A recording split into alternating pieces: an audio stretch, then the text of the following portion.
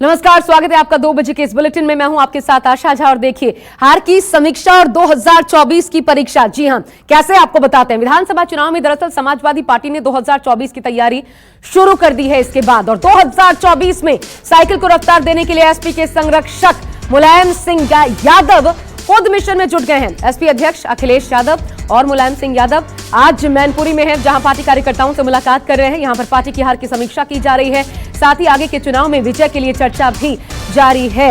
आपको बता दें, विधानसभा चुनाव में पार्टी को 125 सीटें मिली थी, जबकि एमएलसी के चुनाव में पार्टी एक भी सीट नहीं जीत पाई। सुपड़ा साफ हो गया। इधर बीजेपी गदगद है, क्योंकि 36 में से 33 सीटों पर बीजेपी को जबरदस्त जीत मिली। इसे साफ, क्योंकि 2024 बहुत ज्यादा दूर नहीं, अभी से तमाम सियासी पार्टियां इसकी तैयारियों में जुट गई हैं, और ऐसे में यह सबसे अहम मौका है जब कार्यकर्ताओं में नई जान फूंकने की कोशिश के तहत मुलायम सिंह यादव मैनपुरी में मौजूद हैं, खुद अखिलेश यादव भी, और चुनाव में हार की समीक्षा सबसे अहम एजेंडा।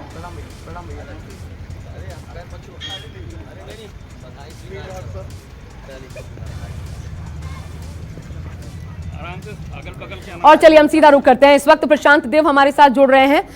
प्रशांत, सीधा आपके पास आ रहे हैं। एक तो पहले ये बताइए किस तरीके से, क्योंकि कार्यकर्ताओं में जान फूंकना एक बहुत बड़ी जरूरत इस वक्त होगी। अभी जब एमएलसी में सुपड़ा साफ हो गया समाजवादी पार्टी का और बीजेपी कहीं आगे 33 सीटों पर, तो किन किन पॉइंट्स पे सपा को काम करना होगा?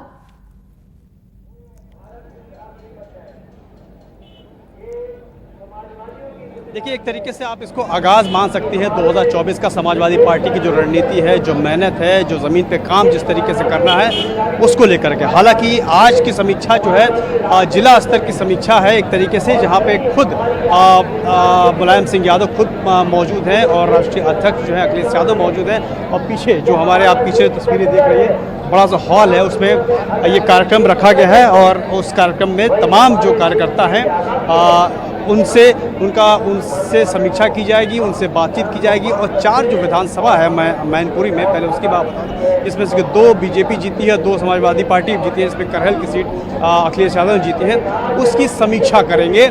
और इसी तरीके से बढ़ते 2024 को ध्यान में रखते हुए पूरे प्रदेश में इस तरह की समीक्षा और काम करने की तैयारी है। तो काफ़ी कार्यकर्ता भी देखिए उस दरवाजे पे जमे हैं, बाहर बहुत भीड़ जमी हुई है अपने नेता से मिलने के लिए। तो चूँकि मुलायम सिंह यादव यहाँ पे मौजूद हैं और वो लोगों से बात करेंगे, तमाम जो उनके बड़े नेता हैं इस इलाके के वो यहाँ पे मौजूद हैं, विधायक हैं, सांसद हैं, वो लोग मौजूद हैं। तो जिस तरीके से मेहनत करनी है, क्योंकि तमाम जो नतीजे अभी तक आए हैं वो इनके पक्ष में नहीं है, तो ऐसी क्या वजह रही है को जिससे कि हार का सामना लगातार करना पड़ रहा है, उसको लेकर के कैसे जीत मिलेगी, वो मंत्र आज जो है कार्यकर्ताओं को और जो बड़े इनके नेता हैं उनको मुलायम सिंह यादव देंगे। इसीलिए आज वो मौजूद हैं। पहले अखिलेश यादव यहाँ पे आए थे, उसके बाद थोड़ी देर बाद नेताजी खुद यहाँ पे आए और वहाँ पे बैठे। तो कार्यकर्ताओं को एक तरीके से यहाँ पे संबोधन करने के बाद पूरे प्रदेश में की नई रणनीति के साथ समाजवादी पार्टी मैदान। ठीक है, आप नजर बना के रखिएगा, हम आपसे लगातार अपडेट्स लेते रहेंगे प्रशांत। लेकिन क्योंकि एमएलसी चुनाव के बाद ये सब कुछ हो रहा है, तो कार्यकर्ताओं को आखिर मुलायम मंत्र क्यों जरूरी है, दरअसल दर्शकों को ये भी समझा देते हैं। जब हम खासकर यूपी की बात कर रहे हैं, और देखिए यूपी विधानसभा चुनाव में यहाँ पर क्या होने वाला है, हार की समीक्षा होगी। मुलायम की सक्रियता के मायने आपको बता दें, चुनाव की तैयारियों का जायजा भी मुलायम सिंह यादव लेंगे, क्योंकि क्या इसके बाद नाराज जो कार्यकर्ता थे उनको लेकर के देखिए क्या कवायद की जा रही है। इसके अलावा पार्टी कैडर की सक्रियता वो भी बढ़ाने पर जोर रहेगी मुलायम की एंट्री से। यादव वोट बैंक पर पकड़ बनाने की कोशिश होगी, ये भी माना जा रहा है। एमएलसी चुनाव में देखा हमने, आजमगढ़ में हार का सामना करना पड़ा, तो वो यादव वोट बैंक जो है उसको संभालना। तो ये तमाम चीजें, लोकसभा चुनाव की तैयारियों का जायजा, ये सबसे महत्वपूर्ण।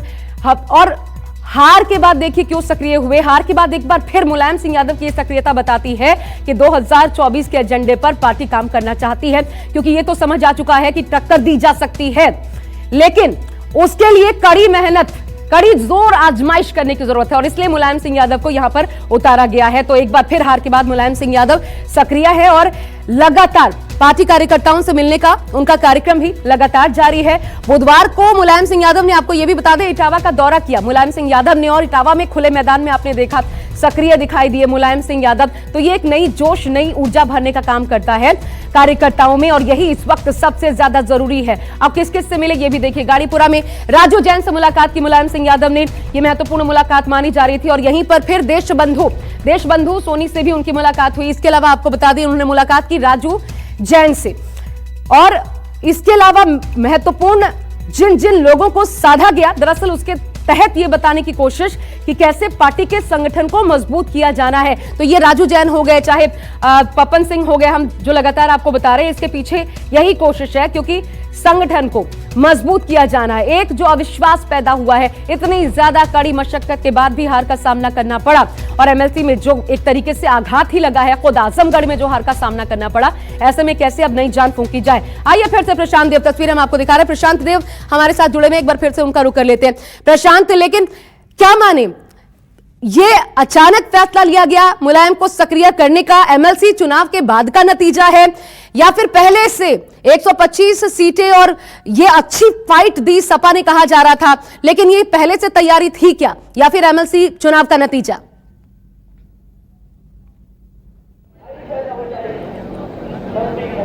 देखिए, एमएलसी चुनाव का नतीजा आने के तुरंत बाद ये हो रहा है, तो उसको जरूर उससे जोड़ा जाएगा, या उससे कभी ऐसा हो ही नहीं सकता कि कोई समीक्षा हो उसमें चुनाव में जो हार जीत हुई है वो विषय न हो। तो बिल्कुल वो विषय है कि किस तरीके से एमएलसी चुनाव में भी जो हाल रहा वो क्यों रहा। और जैसा कि सबको पता है कि जब विधानसभा चुनाव हो रहे थे तो पूरे प्रदेश में एक बहुत ज़बरदस्त लहर जो है समाजवादी पार्टी ने कायम की थी, और बहुत ज़बरदस्त टक्कर दी थी। इसमें कहीं कोई दो राय नहीं। इनके सामने प्रतिद्वंदी जो सबसे बड़ी थी बीजेपी, उसको भी अंदर अंदर ये बात ज़रूर लगती थी कि टक्कर मिल रही है, बहुत ज़बरदस्त टक्कर मिल रही है। तो जिस तरीके से, लेकिन नतीजे नहीं आए उस तरीके से, नतीजे नहीं आए। तो नतीजे क्यों नहीं आए, वोट बैंक में कहाँ कहाँ इनके सेंध लगी, ये तमाम बातों पर चर्चा की जाएगी, चूँकि बहुत ही बड़े और अनुभवी नेता हैं। और मुलायम सिंह यादव जब जितनी बार 4 बार मुख्यमंत्री जब थे प्रदेश के, तो ये माना जाता था कि हर जाति से उनको वोट मिलते थे, चाहे वो ब्राह्मण हो, राजपूत हो, या फिर यादव हो, या फिर हर बिरादरी से उनको वोट मिलते थे। और इस बात की समीक्षा जरूर की जाएगी। तो इस बार ऐसा क्या हुआ कि बहुत सी ऐसी जातियां हैं, बहुत से ऐसे वोट बैंक हैं जो वोट इनको नहीं मिले, उसके कारण क्या है? जो वोट बैंक जो कभी मिलता था इनको, वो खिसक के कहीं और क्यों चला गया? इन तमाम बातों पे चर्चा होगी कि हाँ, ये बात सच है कि प्रदेश में सबसे ज़्यादा जो मुस्लिम मतदाता थे वो समाजवादी पार्टी की तरफ झुका हुआ। जाति समीकरण के हिसाब से देखिए तो यादव कहीं नहीं गया समाजवादी पार्टी के, लेकिन इसके अलावा जो पिछड़ी जातियाँ, सबसे बड़ी जीत हार का फैसला उत्तर प्रदेश में होता है कि पिछड़ी जातियाँ जो हैं वो जिनके साथ हैं वो कहाँ जा रही हैं। ये बात सच है कि पिछड़ी जाति के जो छोटे छोटे दल हैं और उनके जो नेता हैं उनको खड़ा करने, उनको बनाने में किसी ज़माने में मुलायम सिंह यादव का बहुत बड़ा हाथ था। उन्होंने उनको पहचान दी और वोट उनको मिलते थे, लेकिन इस बार ऐसा नहीं हुआ। तो ऐसी वजह क्या थी? जो इनके वोट बैंक को किसी ने हाईजैक किया, तो क्यों किया? इन तमाम बातों की समीक्षा की जाएगी। हालांकि ये पूरी बहुत बड़ी समीक्षा है, मैनपुरी में नहीं हो सकती, लेकिन चूंकि मैनपुरी में विधानसभा चुनाव के बाद पहली बार नेताजी मुलायम सिंह यादव खुद और राष्ट्रीय अध्यक्ष अखिलेश यादव और तमाम उनके जो जीते हुए विधायक हैं यहाँ के और सांसद, वो लोग मौजूद हैं। तो यहाँ से एक तरीके से शुरुआत की जाएगी। तो मैनपुरी से लेकर के पूरे पश्चिमी उत्तर प्रदेश में, उसी तरह से पूरे प्रदेश में इस बात की चर्चा ज़रूर होगी कि जो वोट बैंक इनका पहले था वो इनके पास से क्यों खिसका, कैसे खिसका, क्या इसमें गिरावट आने वाले समय में और आगे जब आए और टटोलने की कोशिश कीजिएगा प्रशांत की जो तिनका जोड़कर एक नई सपा का गठन हम देख रहे थे, एक नई प्रकार की सपा नजर आ रही थी, क्या उस पर भी असर पड़ेगा? क्या कुछ के पर भी कतरे जा सकते हैं? बहरहाल इस बड़ी खबर पर नजर रहेगी। नमस्कार, मैं हूं मानक गुप्ता। अगर आपको हमारा ये वीडियो पसंद आया हो तो इसे लाइक और शेयर जरूर करें, और हाँ, हमें सब्सक्राइब और फॉलो करना ना भूलें ताकि आप देश और दुनिया की कोई खबर मिस ना करें।